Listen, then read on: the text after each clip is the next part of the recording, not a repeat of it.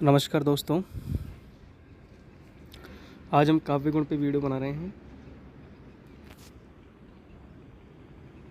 तो इस वीडियो में हम देखेंगे कि काव्य गुण क्या होते हैं, काव्य गुणों की परिभाषा, गुणों के प्रकार और गुण कौन कौन से होते हैं और उनके उदाहरण सहित हम उनको यहाँ अध्ययन करेंगे। तो दोस्तों, जिस प्रकार मानवीय गुण होते हैं वैसे ही काव्य में भी गुण होते हैं। हम कहते हैं कि वह व्यक्ति जो है सत्य बोलता है, दयालु है, परोपकारी है, तो हमें उस व्यक्ति के गुणों का पता चलता है।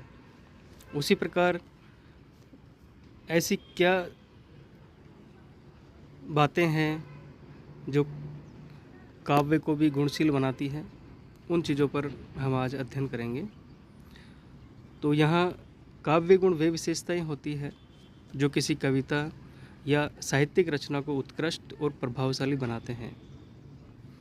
काव्य में गुणों का महत्व इसलिए भी है क्योंकि वे कविता की सुंदरता को, प्रभावशीलता और गहराई को बढ़ाते हैं। यानी कि काव्य में गुण होंगे तभी वो रचना जो है उत्कृष्ट होगी, बहुत प्रभावशाली बन सकेगी।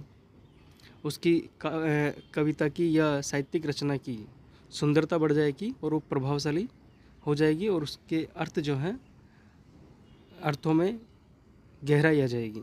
इस प्रकार काव्य गुण काव्य में बहुत आवश्यक होते हैं।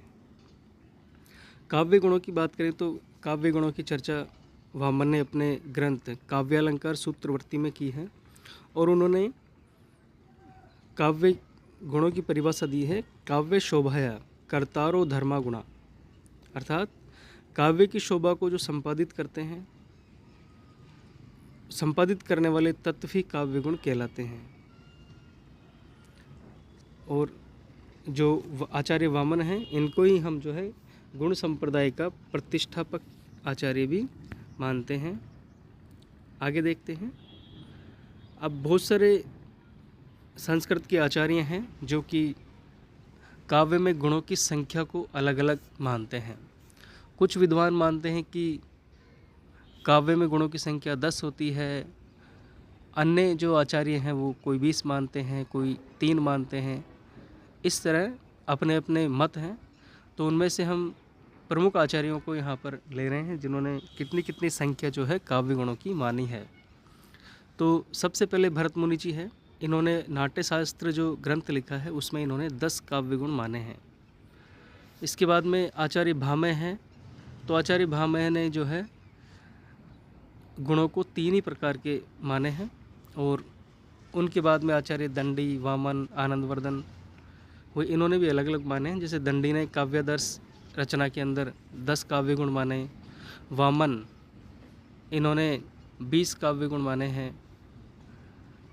आनंदवर्धन जो है इन्होंने ध्वन्यालोक के अंदर 3 काव्य गुण माने हैं। मम्मट ने भी 3 माने हैं। तो ये जो आचार्य है इन्होंने इतने इतने काव्य गुण माने हैं। यानी इनका एक मत नहीं है कि काव्य में 3 गुण होते हैं या 10 गुण होते हैं या अन्य कोई संख्या होती है। हर एक विद्वान जो है, हर एक आचार्य जो हैं अलग अलग इसकी संख्या मानते हैं। कुछ विद्वान हैं जो जैसे आनंदवर्धन है, मम्मट है, भामह है, ये 3 ही गुण काव्य के अंदर मानते हैं। आगे हम देखते हैं कि चित्त यानी मस्तिष्क,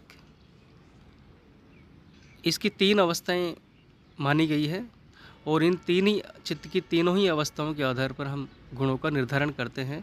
जैसे द्रुति, दीप्ति और व्याप्ति, ये 3 चित्त की अवस्थाएं हैं। इसके अनुसार हम माधुर्य, ओज और प्रसाद गुण मानते हैं।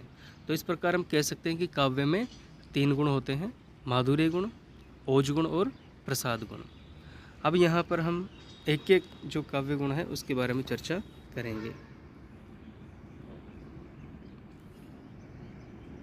सबसे पहले गुण की हम बात करें, माधुर्य गुण।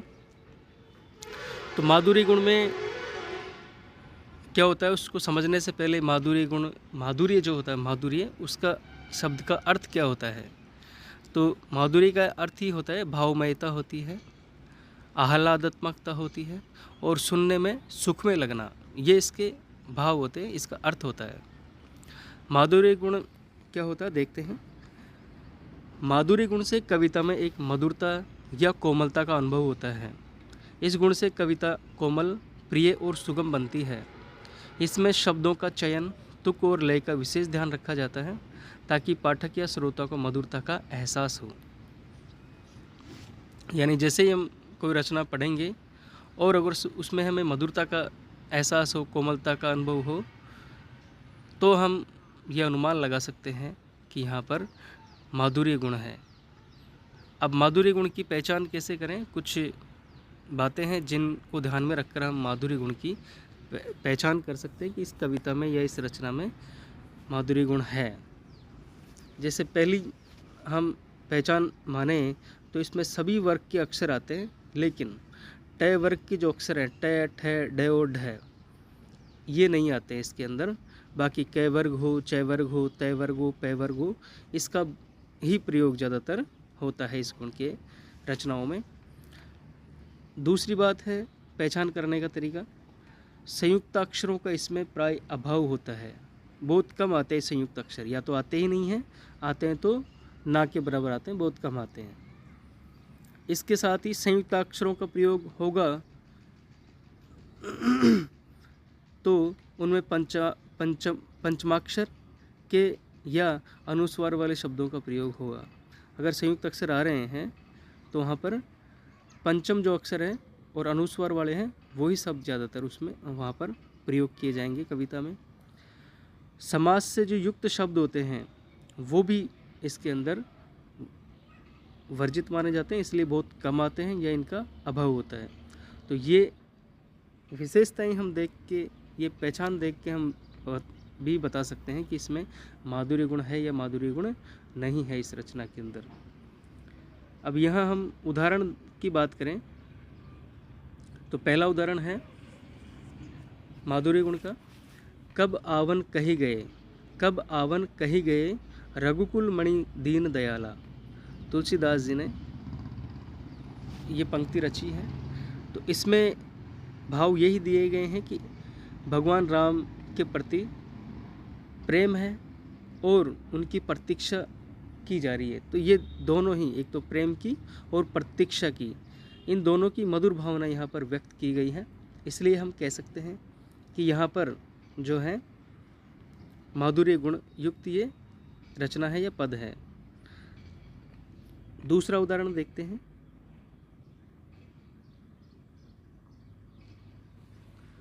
मैया मोरी मैं नहीं माखन खायो, ये सूरदास जी का पद है। मैं इस पद को पूरा पढ़ूंगा, या मैंने पूरा पद लिखा नहीं है। मैया मोरी मैं नहीं माखन खायो, ख्याल परे है, ख्याल परे ये सखा सबे मिली, मेरे मुख लपटायो। देखी तू ही सीके पर भाजन, ऊंचे धरी लटकायो। हो जो कहत नान्हे कर अपने, मैं कैसे करी पायो।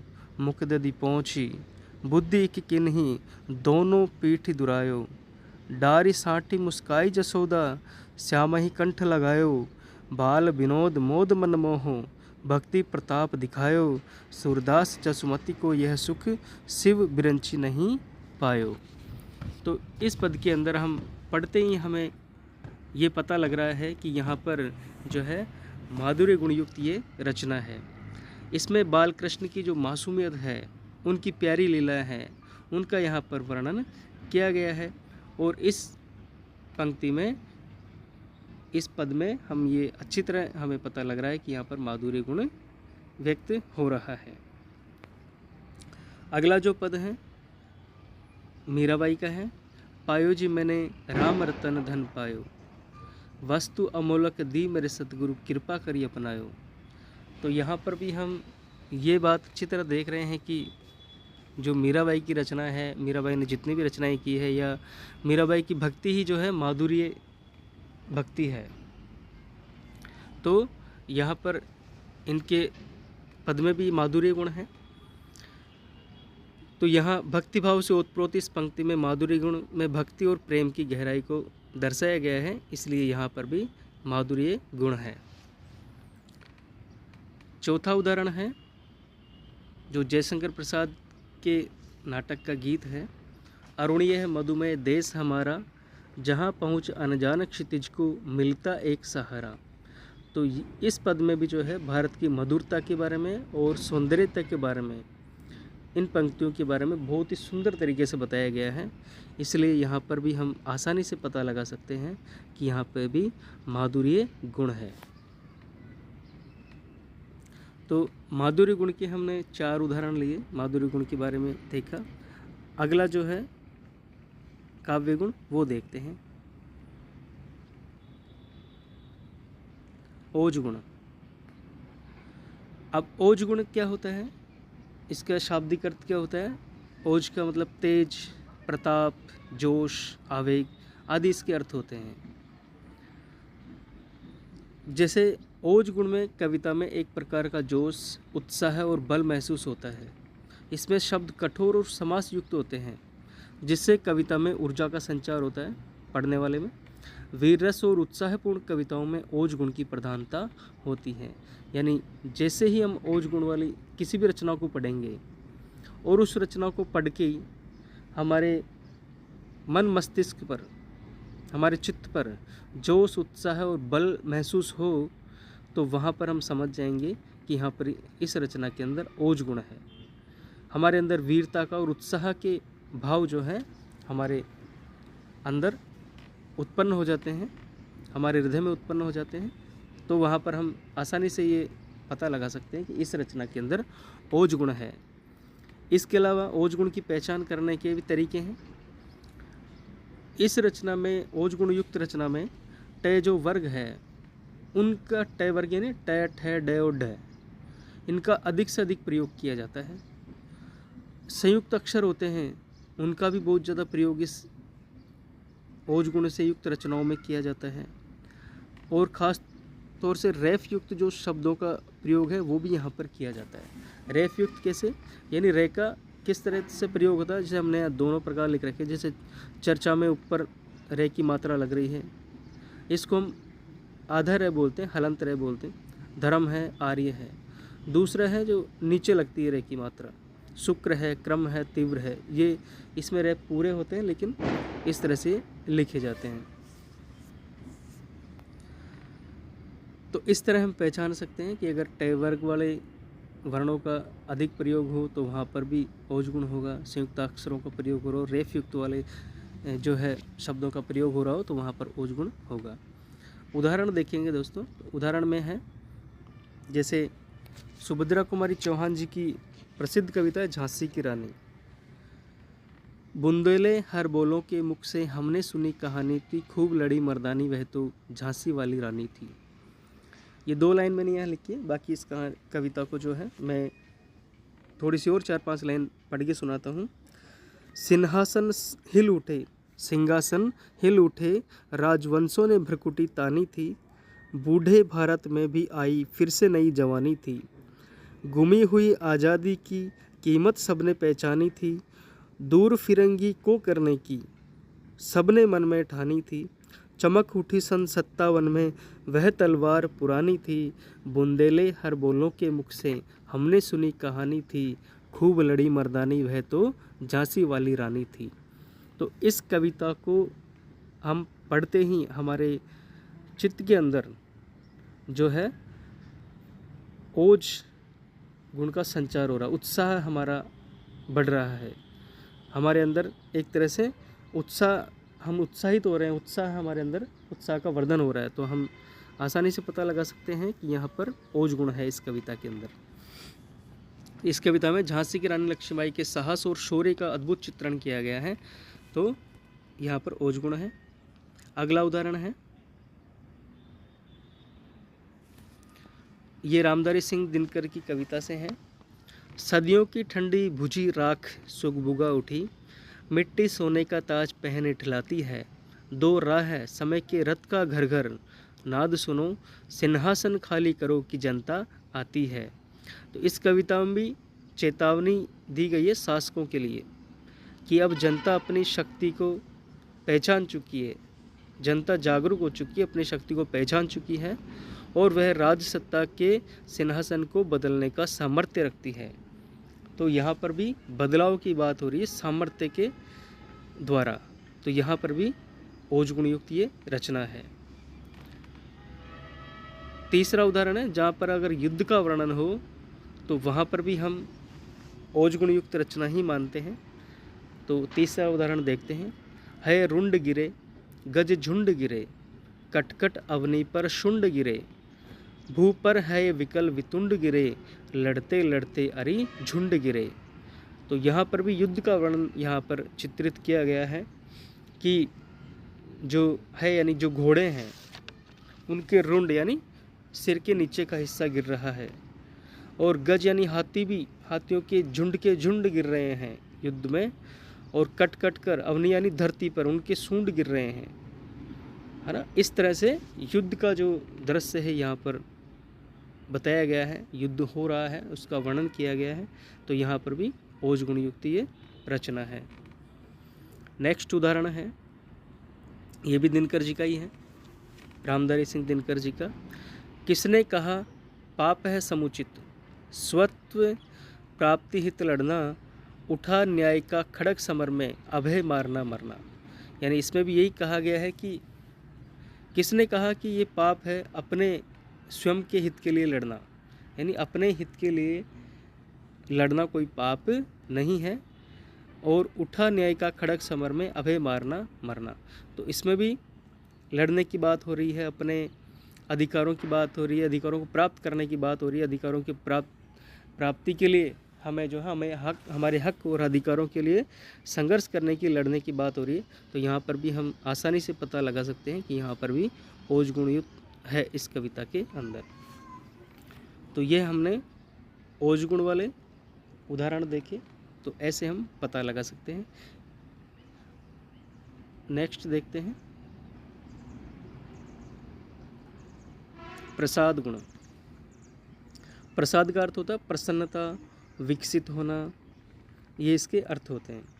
आचार्य भरत मुनि ने प्रसाद गुण के बारे में बताया है कि प्रसाद गुण वहाँ होता है जहाँ पर वहाँ माना जाता है कविता में जहाँ स्वच्छता, सरलता और सहज ग्राह्यता हो, अर्थात सुनते ही अर्थ समझ में आ जाए, वहाँ पर भरत मुनि जी प्रसाद गुण को मानते हैं। आचार्य मम्मट जी ने भी ऐसे ही कहा है कि जैसे सूखे ईंधन में, अर्थात सूखा ईंधन, लकड़ी वगैरह सूखी या सूखा कागज़, जो भी ईंधन हो, वो आग को तुरंत पकड़ लेती है, उसमें तुरंत आग फैल जाती है। और स्वच्छ कोई वस्त्र हो, साफ़ सुथरा कोई कपड़ा हो, वस्त्र हो, तो उसको भी अगर हम पानी में डुबोएंगे, पानी उसके ऊपर गिरेगा तो उसमें भी पानी तुरंत फैल जाता है। तो उसी प्रकार जो प्रसाद गुण वाली रचना होती है, उसको पढ़ते ही हमारे भी उसका जो अर्थ होता है वो भी हमारे मस्तिष्क में तुरंत फैल जाता है। अर्थात हमारे मस्तिष्क में जैसे ही हमने उस रचना को पढ़ा या सुना तो उसका अर्थ हमें अच्छी तरह समझ में आ जाता है।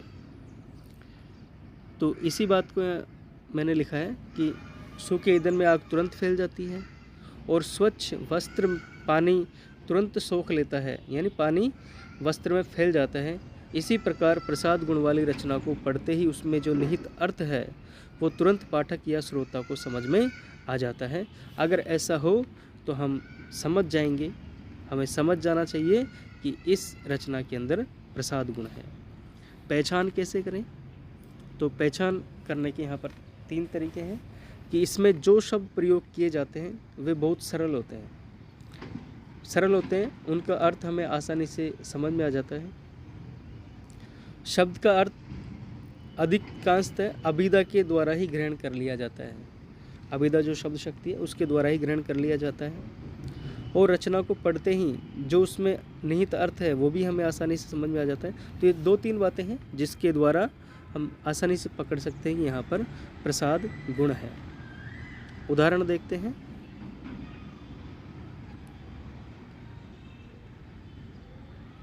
प्रसाद गुण का उदाहरण है कि यहाँ नरोत्तम दास जी का पद है, शीस पगाने झंगा तन में, प्रभु जाने को आही बसे के ही ग्रामा, दोथी फटी सी लटी दुपटी अरु पाए उपानहु की नहीं सामा, द्वार खरो द्विज दुर्बल देख रहियो चक्कीसो वसुधा विरामा, पूछत दीन दयाल के धाम बतावत अपनो नाम सुदामा।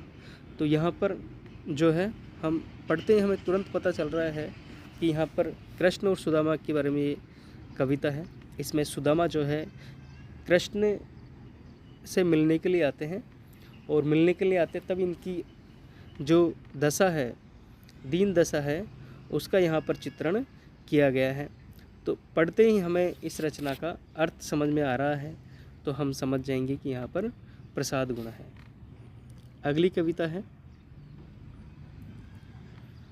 वह आता दो टूक कलेजे के करता, पछताता पथ पर आता, पेट पीठ दोनों मिलकर है एक, चल रहा लकुटिया टेक, मुट्ठी भर दाने को भूख मिटाने को। ये निराला जी की कविता है। तो ये भी हमें अच्छी तरह समझ में आ रहा है कि कोई व्यक्ति है, हालांकि कविता भिक्षुक है ये, तो वह आता है, दो टूक कलेजे के करता है, पछताता है, और उसकी पेट और पीठ दोनों मिलकर एक है। तो इसका भी अर्थ हमें जो है तुरंत समझ में आ रहा है, इसलिए हम बात कह सकते हैं कि यहाँ पर भी इसमें प्रसाद गुण युक्त ये रचना है। तीसरा उदाहरण है मैथिली शरण गुप्त जी का, चारू चंद्र की चंचल किरणें खेल रही है जल थल में, स्वच्छ चांदनी बिछी हुई है अवनी और अंबर तल में। तो यहाँ पर भी जो है, जो चंद्रमा है, रात्रि के समय में उसकी जो किरणें हैं वो पृथ्वी पर पड़ रही है, जल में और थल में, और स्वच्छ चांदनी में अंबर और आकाश बिल्कुल डूबे हुए हैं। तो इस प्रकार यहाँ पर भी हमें बिल्कुल अच्छी तरह हम समझ सकते हैं कि यहाँ पर भी प्रसाद गुण युक्त ये रचना है।